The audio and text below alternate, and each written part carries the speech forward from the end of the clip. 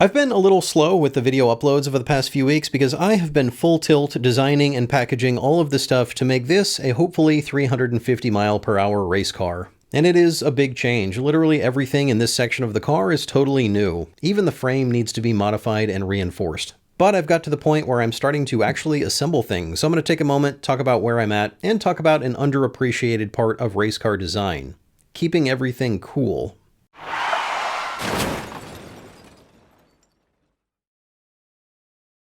When I first designed this car, I made it with a lot more engine bay area than I needed. It's always been very narrow, but it's about a foot longer than necessary for the previous engine. However, I am adding a slightly larger engine and a pretty large turbo and all the associated turbo stuff, so it's starting to get tight. This means I need to be a little more intentional with my design and package choices. Today, we're going to talk about thermal management, how to keep things cool in a very tight engine bay. That consists of the coolant tank up front and all of this stuff in this half of the engine bay. Not this half. This half comes later, mostly because I'm still working on it, but this half is done. Well, it's half done. And while it might seem like the less interesting half, it's not.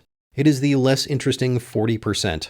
Up here are 5 things. Front and center is the fuel tank. To the left of that is the intercooler ice water tank. To the right are 2 fire extinguisher bottles. Behind the fuel tank is the heat exchanger stack, and to the left is a water injection pump. There's actually another water pump below that and several temperature sensors and lots of hoses. There's way more than 5 things up here. I don't know why I said that. Anyway, let's start with the heat exchangers. In the front of your car, there is a big aluminum rectangle called a radiator, or a forced convection heat exchanger if you want to be that guy. These create a lot of aerodynamic drag, so I don't have one of these. Instead, I have a big tank of water. As the car races along the course, this tank of water heats up, and by the time it gets too hot to cool off the engine, I'm done with the run and waiting on the sidelines. The engine has hot water cycling through it, and this cold water tank has water pumping through it, and in between is a water-to-water heat exchanger that tries to make them both the same temperature. This cold water also runs through an oil-to-water heat exchanger to keep the oil cool. I had thought about integrating the oil cooler into the oil tank, but from everything I've heard, the Hayabusa rejects a lot of its heat through the oil, so I wanted to make sure the oil cooling was substantial. I have both of these heat exchangers stacked up neatly on top of each other. The cold water from the tank needs to split off to both heat exchangers, and at first I had planned on cobbling together a disgusting pile of threaded hose adapters, hoping that the threads would clock the right way and spending way too much money. But then I did something I have never done before, but something that I will be doing a lot on this project and in the future. I custom designed fittings and then had them 3D printed out of metal. This is kind of amazing, and I will talk more about this in the future, but for about $120, I got 2 custom parts printed out of aluminum. They are like Y fittings, but they're in the shape of an F, so of course I am calling them Superfast fittings. These allowed me to pretty tightly package the 2 heat exchangers together with all the plumbing in and out. The heat exchangers I'm using are industrial stainless steel, usually used for heating floors or something like that. I wouldn't normally recommend these for race cars because they're kind of heavy, but weight is not so important in land speed, so I'm using them. They're rated for absurdly high pressures, which is nice since the last aluminum automotive one I used started mixing my oil and coolant together, which is bad.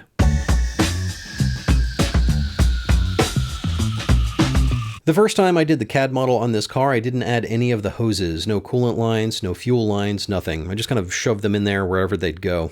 And that was fine because I had all that extra space, but this time I don't have extra space, so I will need to CAD model in all of the coolant and fuel lines. Some of you know that I worked at Tesla several years ago, and when I first started there, my job was thermal management integration. Basically, I fit all the heat exchangers, pumps, and coolant lines into the CAD model. All the coolant lines were in there with all the correct mass properties and even water inside the lines, and I had to redesign them 5,000 times because when other people are designing other parts of the car, they don't even bother to load the coolant lines into the model. They just shoved their stuff right in the way, and then I had to move my stuff around their stuff, so it was kind of nice to be in charge of the whole CAD model this time, and I decided when the coolant lines were moved. And they were moved kind of a lot, because it turns out they're really easy to move. There are 6 coolant lines in this design. There are 2 going to the intercooler from this ice water tank. We're not talking about those today. The other 4 all go to the heat exchanger stack. 2 go to the front cold water tank and 2 go to the engine. There are also 2 more going to the engine that carry oil, but we're not talking about those because I haven't gotten that far with the design yet. Last time all my hoses were rubber, just flopping around wherever, but this time I got fancy. These are all CNC bent metal lines. This is really nice, kind of. Being able to have CNC bent metal lines makes packaging so easy. You can run them wherever you want, just adding bends willy-nilly. There are some limitations, like you have to have 2 inches of straight section between each bend, but this makes routing lines so much nicer. There is one main drawback in that these lines are pretty heavy. The thinnest wall I could get was 065, which would be a little heavy but acceptable out of aluminum, but they don't come in aluminum. They come in steel. I chose stainless. Again, weight is not that important on a land speed car, and my lines are only a couple of feet long, but if you're doing a track car with super long lines, you're going to add a bunch of weight with these. They're also kind of expensive at about $60 each, partly because the raw material is pretty expensive. I got them from Oshkosh, and there are not many other options out there. It would be amazing to get some thinner wall aluminum lines CNC bent, but I suspect it's a lot harder to do with the softer thin wall material. In any case, this was kind of perfect for me, except that it is heavy wall stainless, so I had to buy a serious tool to put a bead on the tube, and even then it's not great. This is a 1-inch tube, but there are a couple of connections that are 3/4 inch, and for that I'm just going to weld on a barbed end. I might actually do that with the 1-inch sides as well if these beads don't work out. I'll do a pressure test on the system when it's all together. The tubes are all connected to barbed or beaded ends with silicone hoses. I like these, they're nice, they work well in high temperatures, and you can get them in different angles and with transitions from one size to another. You do need to use hose clamps that have a protection sleeve on the inside, otherwise the holes in the clamp will tear up the hose.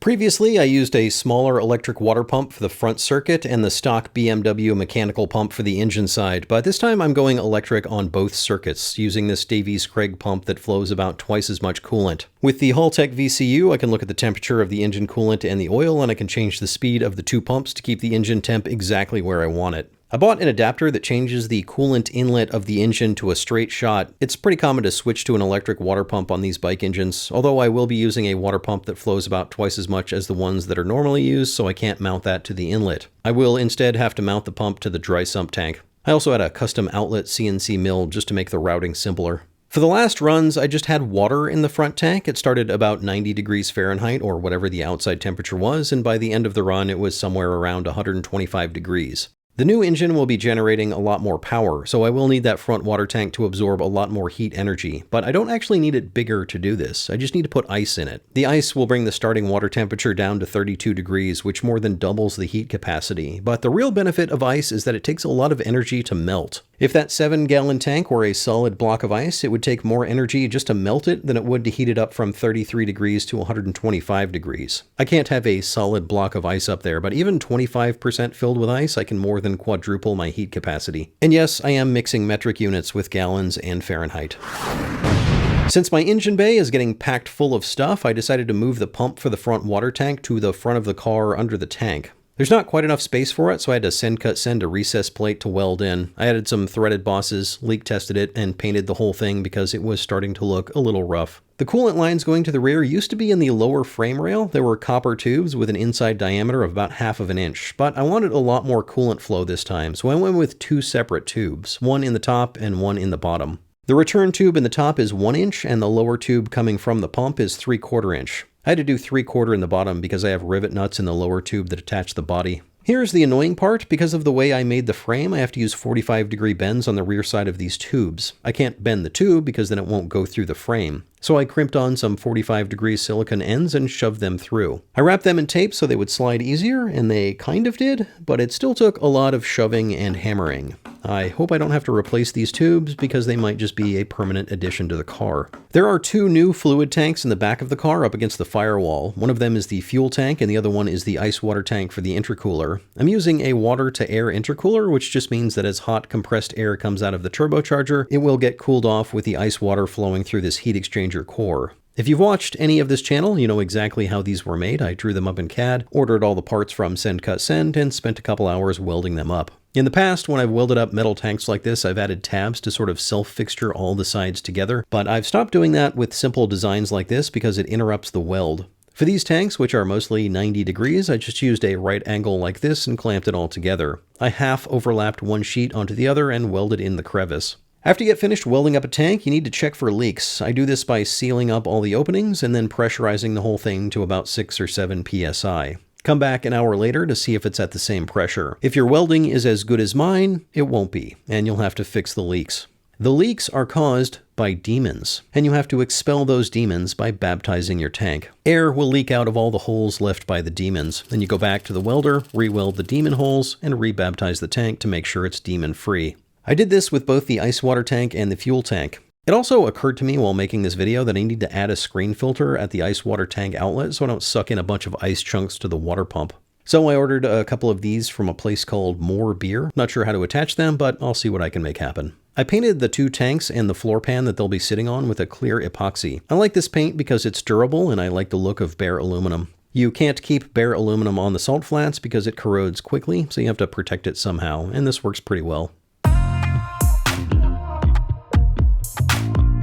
Hopefully this will all help to keep the engine running nice and cool. When you make a lot of power, you make a lot of heat. I will be using ethanol as a fuel, which will help a lot, but anything I can do to keep temperatures down will be good. But no matter what I do, I am making power with combustion, and the exhaust and engine will be radiating a lot of heat into the engine bay. Last time I ceramic coated the headers and exhaust and wrapped most of it with a heat shield, and I'll probably do the same thing this time, both ceramic coating and using a heat shield. This time I'll cover the entire header, hot side turbo, and exhaust in something to keep the heat in. I'll also do a heat shield between the hot side and cold side of the engine bay, something like this. I mentioned this in a previous video and several people suggested making it strong enough to protect the fuel tank from an exploding engine or turbo, which I think is a great idea. I had problems last time with heat soak after the run, just waiting for my crew to come pick me up. Everything is really hot and I'm just sitting there while it's cooking the fiberglass. I thought about getting something like this and then blowing it into the fire access door, but that means I have to carry this with me during the run and there's not really anywhere to put it. So I might package a small ducted fan up here somewhere that I can turn on after the run. I'd have to have it vent outside of the car somewhere, and I don't love the idea of having a hole in the body. I could put in an exhaust bypass valve and have it blow the air through the back half of the exhaust while the engine is off, but I feel like I'm just getting too complicated here. I've been staring at this CAD model for far too long. I should go outside, maybe talk to an actual human,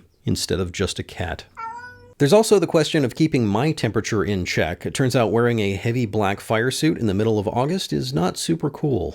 A lot of racers use these cool shirts with a tank of ice water somewhere, but this has the same problem of the vent fan in that I don't really have anywhere to put it. I could maybe fit something under the seat or above my legs, but there's the added complexity of hooking it up once I'm in the car and refilling it between runs, which will be a pain if it's hard to get to. I have been using a gel pack from the cooler that we stuff into my fire suit above my chest. This works for about 5 minutes, but I'm often sitting in the car for more than 5 minutes waiting to run, which is why I have 2. This is honestly probably good enough. There are other solutions that are maybe better, but simplicity is an underappreciated part of race car design, and a frozen bag of gel, while not ideal, is a pretty simple solution. I've also packaged a water injection system. This is used to spray water or sometimes methanol into the intake to cool down the pressurized air from the turbo. I don't know if I'll need this, but I am going to need to keep the chain cool. This is one of those things you learn from people who have been land speed racing for a while. You can transmit a lot of power through a chain, but if you let it get too hot, it will destroy itself. So I'm going to use the water injection pump with the nozzle pointed where the chain meets the front sprocket.